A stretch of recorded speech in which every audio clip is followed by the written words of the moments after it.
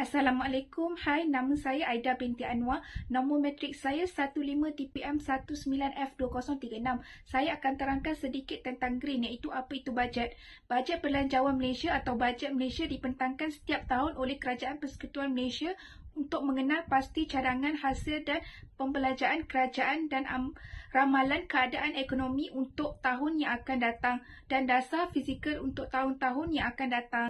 So, maklumat mengenai kempen yang kami jalankan untuk subjek Green Technology Compliance adalah Zero Polystyrene Campaign. Kami menjalankan kempen ini di kantin Politeknik Sultan Azlan Shah pada tarikh 24 November 2022. Ini merupakan poster kempen Zero Polystyrene yang mempunyai maklumat yang lebih lanjut mengenai kempen ini bila berlangsung, di mana dan objektifnya. Selain itu, mempunyai maklumat tambahan iaitu saat untuk 20 orang pelajar sahaja dan pelajar tersebut hendaklah membawa bekal sendiri untuk membeli makanan serta diskaun sebanyak 50% diberikan kepada pembelian mereka. Di sini boleh lihat senarai nama 20 orang peserta pelajar yang terlibat dari jabatan lain iaitu Jabatan Kejuruteraan Elektrik, Kejuruteraan Awam, Kejuruteraan Mekanikal dan juga Jabatan Perdagangan untuk menjayakan kempen Zero Polystyrene yang dijalankan. Member bersama kami untuk melaksanakan kempen Zero Polystyrene ini adalah Puan Tati Azwa binti Ahmad Washid yang merupakan antara pengurus kedai makanan di kantin Politeknik Sultan Azlan Shah yang telah bersetuju untuk bersama-sama kami menjalankan kempen ini dengan berjayanya. Kedai runci tempatan, pejabat rumah dan kafeteria semuanya mengandungi polystyrene. Ia datang dalam pelbagai saiz dan bentuk.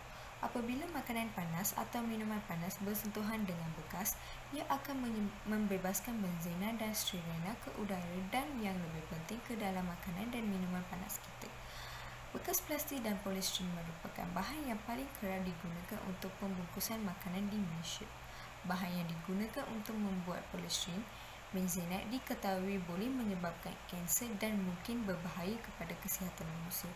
Mewujudkan kempen Zero Polystyrene adalah salah satu tindakan yang diambil.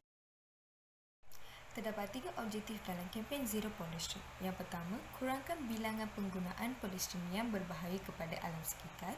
Yang kedua, meningkatkan kesedaran masyarakat dalam memelihara alam sekitar. Dan akhirnya, mengurangkan perbelanjaan negeri untuk kos pelapusan sisa pekerja melibatkan polystyrene. Tentatif kempen Zero Polystyrene adalah 1 PM hingga 1.20 PM pendaftaran peserta, 1.20 PM hingga 1.30 PM taklimat tentang tujuan kempen Zero Polystyrene, 1.30 PM hingga 2.30 PM peserta membeli makanan dengan Tupperware mereka, 2.30 PM hingga 2.45 PM sesi bergambar bersama peserta, 2.45 PM hingga 2.55 PM isi maklum balas melalui borang Google Form dan 3 PM adalah Dalam slide ini, saya akan menerangkan tentang progres kempen kami. Pada 16 November, taklimat pensyarah tentang tugasan. Pelajar dibahagikan kepada 4 kumpulan. Pensyarah mengedarkan rubrik tugasan kami. Pada 18 November, kami membincangkan topik untuk kempen dan juga penyediaan laporan berdasarkan rubrik. Pada 21 November, kami memberitahu topik kempen kami kepada pensyarah dan beliau meneruskannya. Kemudian, kami meneruskan topik dan memulakan penyediaan. Pada 22 November pula, kami meminta pemilik gerai untuk meneruskan kempen kami di gerai tersebut. Jadi, beliau juga memberi serba sedikit penjelasan mengenai kempen kami. Pada 23 November pula, kami memula buat poster, QR Code dan Google Form. Dan pada hari tersebut, kami berjaya melengkapkan kempen. Bajet 2023 adalah bajet yang bertanggungjawab dalam mengimbangi antara dasar fiskal mengembang dan pada masa yang sama melaksanakan fiskal pembaharuan ke arah yang panjang. Belanjawan ini akan bertanggungjawab dalam membina ketahanan negara untuk menghadapi sebarang krisis masa hadapan. Bajet 2023 adalah juga reformis dalam mengambil peluang untuk mengubah landscape pembangunan negara untuk menjadi lebih induktif dan mampan sambil membina negara yang lebih kukuh melalui pelaburan yang strategik. Green adalah teknologi yang penggunanya bertujuan untuk mengurangkan atau membalikkan kesan aktiviti manusia terhadap alam sekitar. Kerajaan juga komited untuk mencapai sasarannya untuk mencapai pelepasan gas rumah hijau sifar bersih menjelang 2030. Oleh itu, kerajaan perlu meningkatkan pembiayaan program sedia ada dan melanjutkan insentif dari untuk menggalakkan penggunaan teknologi hijau di negara ini.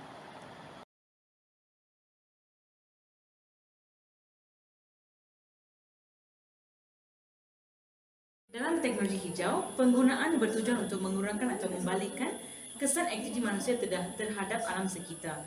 So, pada pendapat anda, apakah kebaikan dalam teknologi hijau yang terdapat dalam bajet 2023? Pada pendapat saya, kerajaan perlu menyediakan sekurang-kurangnya 20% pinjaman baru untuk kecekapan tenaga dan tenaga boleh diperbaharui harus menjadi keutamaan bagi institusi kewangan seperti pelaburan Eropah, Bank EIB dan Bank Dunia. Terima kasih.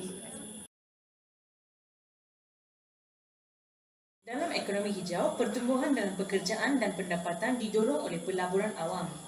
So, aset sedemikiannya yang membolehkan pengurangan pelepasan karbon dan pencemaran.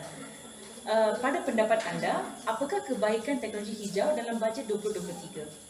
Pada pendapat saya, kerajaan dan organisasi kewangan awam harus mula bekerja bersama-sama membina pasaran untuk bawah hijau. Okey, terima kasih.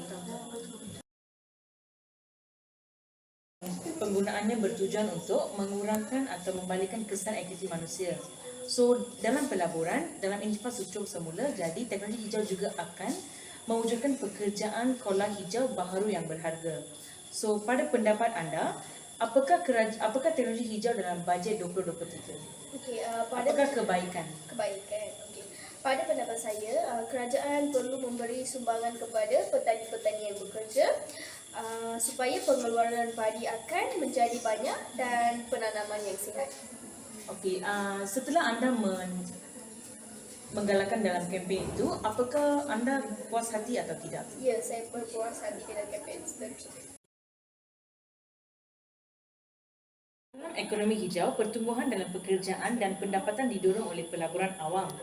Aset sedemikiannya membolehkan pengurangan pelepasan karbon dan pencemaran. Kecekapan tenaga ini dapat dipertingkatkan serta pencegahan kehilangan kepelbagaian biologi dan perkhidmatan ekosistem.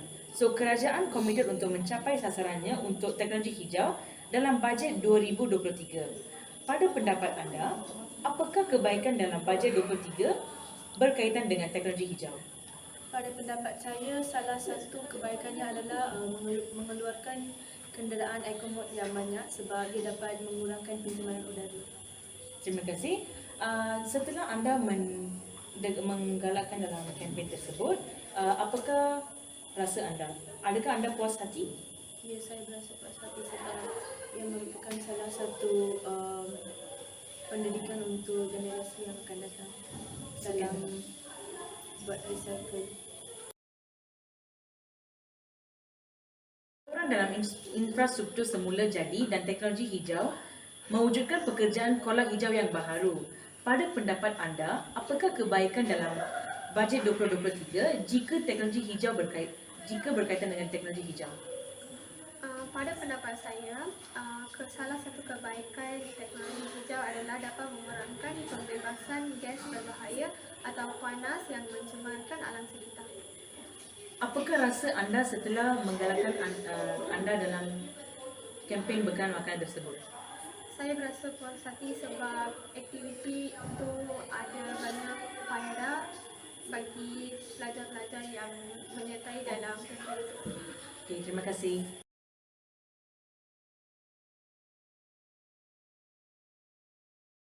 Secara kesimpulannya, penggunaan pembungkusan makanan mesra alam harus bermula dengan individu.